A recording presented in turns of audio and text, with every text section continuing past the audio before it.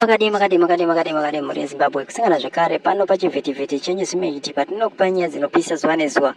Naizvozvo nyaya tayanayo pana panyaya ari kupisa mazititsi ese social media. Toda kuti munhu wese ari pano agoziva kuti zvii zviri kumboitika munyika ino.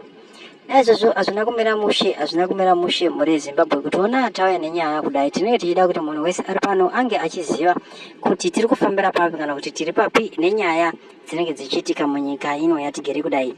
Naizvozvo tinokumbira kuti kana uri mutsva gara wasubscribe utina on notification bell kuti mavhidhios anoteera unge uchimawana nguva iripo.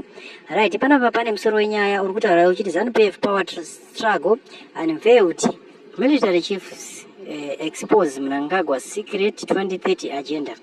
Right, muri Zimbabwe ratipinde zvizere munyaya tigonzwisisa kuti zviri kumbonzi chii kana kuti chii chiri kuitika kana chii chiri kutora nzvimbo. Right, muri Zimbabwe ndofunga ceremony yakaitwa yekuvigwa kwemagamba anova matatu akavigwa mazuva maviri apfuura akavigwa ndofunga marimwe zuro rega nezuro yamakaona achitenderera musocial media mabhokisi matatu evanhu vakafa zvisiri kuzikanwa zvisina tsarukano zvekuti zviri kurwadza mwoyo yevanhu kuti majenerao mauto ari kungofa zvisinganzwisisike kuti chii chiri kuuraya mauto.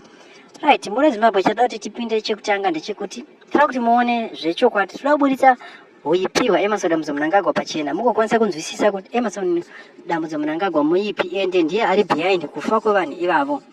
Right, iwewe ndiwe sabhuku kana kuti ndiwe chief mudunhu mako, ndiwe chief une masabhuku ako nemapurisa ako, kana kuti iwewe ndiwe chief ndiwe mambo une mapurisa ako iwewe mudunhu rauri kugara.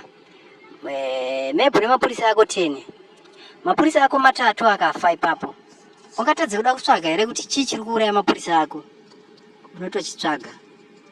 Naizvozvo zvinhu zviri kuitika zviri kushamisa muri Zimbabwe ndezvekuti Emmerson Dambudzo Mnangagwa kubva pafama generals akusvika zvekuma 205 kana 210 magenerals afa kubva 2017 to 2025 pafa vanhu ndati.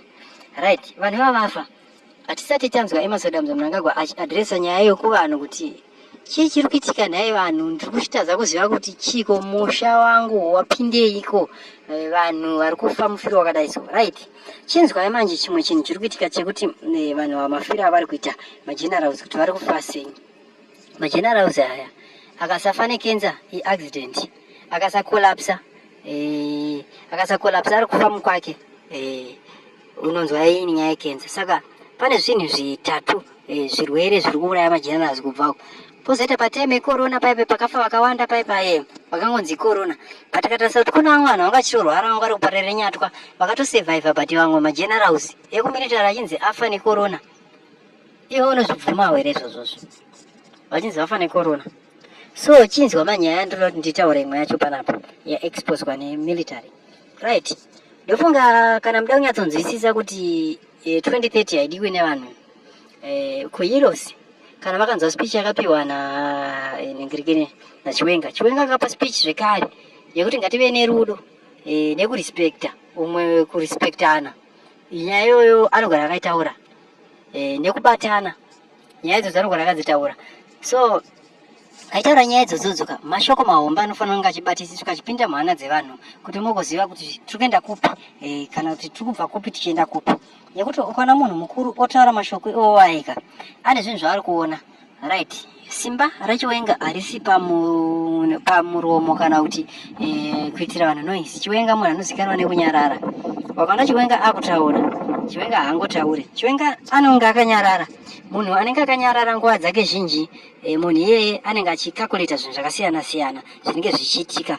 Naizvozvo munhu iyeye ari very dangerous zvekuti akazotanga kubuditsira information kana akatanga kugadhira information munhu ese zvinoita Chiwenga anogadha information ouya information kuti inoita here iyi haiite.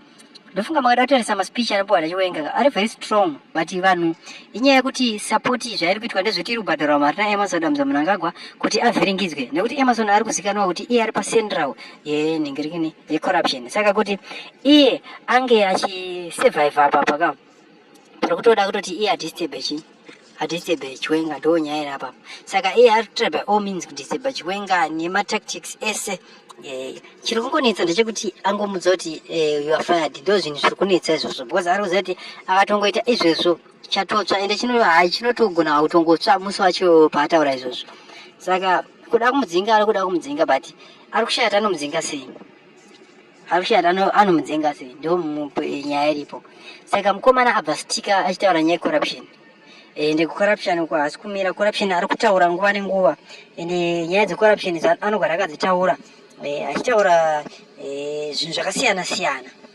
saka pane imwe nyaya zvekare yekuti iye watinoti chiwenga ndiye ari kueconomy nengerekini sector kuma ministries nengerekini ndiye anoona nezveeconomy yenyika so pane umwe hunga ari kutaura kuti iye akapiwa zvehealth futi and child care kuti anga achimirira futi maministry wayo saka uyu zviri kuda kuitika kuna Emerson Dambudzo Mnangagwa Emerson ada kutsvaga uyipi ada kuipisa zita ranhengerekini ra VP ndo zvada kutsvaga kuita apa so VP vanokwanisa kungotambira zvinhu izvozvo voita zvavanoita havo but Emerson ndo pane point yake ada kuzama kuti akanganise saka tikutaura kuti isusu tiri paheels bye kana makada kunzwa vanhu hapana aishedzera slogan ye2030 hapana vanhu vaishedza kuti gudo ngatitonge vakashedza mashoko akawanda vachisapota zvaitaurwa nachiwenga ndo zvinhu zvavaiteerera izvozvo saka mhuri yeZimbabwe nyika iri kubhoila temperature iri munyika ma1 kunogona kudya zvinhu zvisina kumbobvira zvakaonekwa nevanhu munyika yeZimbabwe nezvo tokumbira kuti utudzawo zvaunofunga. Thank you for watching.